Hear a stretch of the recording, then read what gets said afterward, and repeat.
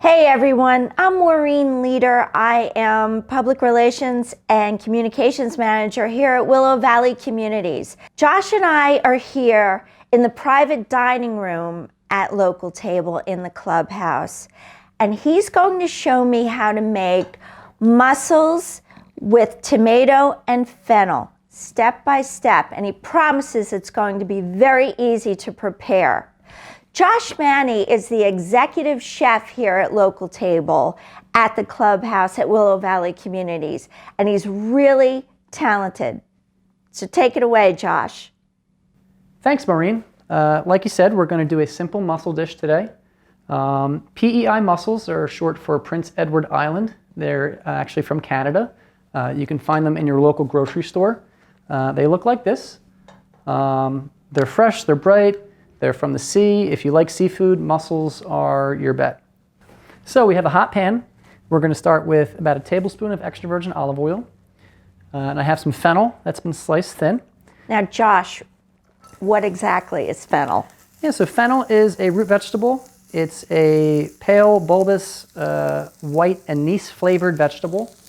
And it looks like this, actually. Oh, so it's just, so you could just get it in the produce section. Exactly. It's going to be found at any grocery store. Okay. We're going to be sauteing the bottom, and we're actually going to be using the fennel fronds, the little leafy greens at the top, as a garnish. So we're just going to sweat down our fennel a little bit. What do you mean sweat down? Yeah, so lightly saute.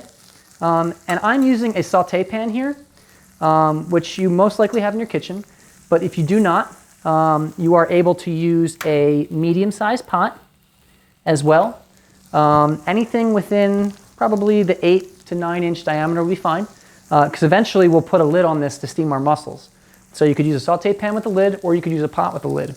But again, we're starting off with some extra virgin olive oil, sauteing our fennel, and we're going to add a little bit of crushed garlic. You can add minced garlic, you can add sliced garlic. I like to crush it with my knife because it brings out some of the natural oils in the garlic, and it honestly gives you a greater garlic flavor. So here I'm sauteing fennel and garlic. I'm about to deglaze with my white wine. We use the Proverb Chardonnay here, which is our house white wine.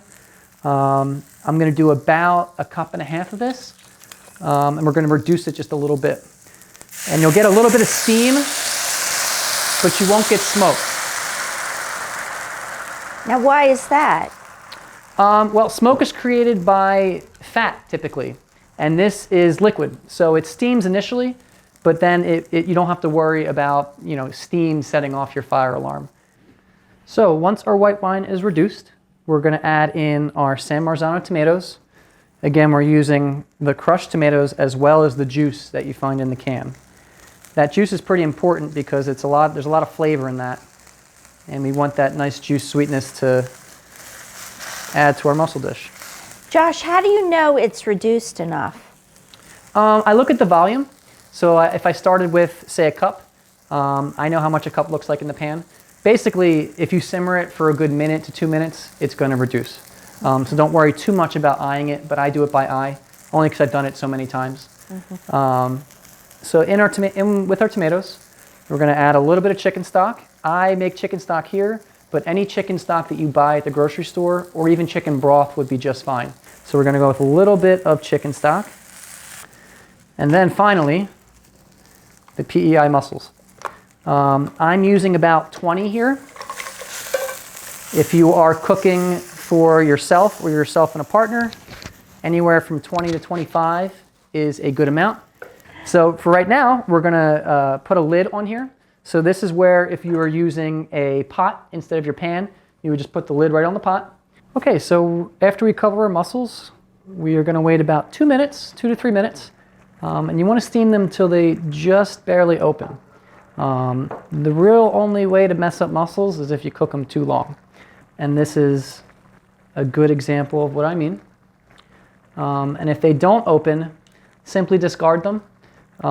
It doesn't spoil the pot, but it's not a mussel you want to eat. After we take our pan off and our mussels are open, we're going to go in with a little bit of fat. We're going to add a little bit of butter. But butter always makes everything better. I firmly believe that. So after we add a little bit of butter, we're going to add some chives. I have them cut pretty thin, but you can cut them as big as you like or as small as you like. So once our butter and our chives are in, I'm going to turn the heat off, and at this point we're going to plate it up. We also want to check our salt level. So things like mussels, and we're going to do a little bit of Parmesan cheese, those elements are salty. So you always want to go lighter on salt when you have other salty elements. So Josh, there are 20 mussels there for this recipe. Like, is that for 2 people? This could be for 2 people. If you're me, it's just for 1 person. But if you were doing it for a group of 2 to 4, you'd want to triple this. You'd want to do a bigger batch. And you can do it in batches. You can do it in a bigger pot. Grab the mussels from our pan and place them in the bowl. And you can range them as nicely or as rustic as you like. I like to sort of line them up so that the shells are sticking up, so that once we get all of our mussels in, we can pour the sauce over as well as all the ingredients. And here we have it, PEI mussels with fennel, tomato, garlic white wine broth, and some crispy focaccia.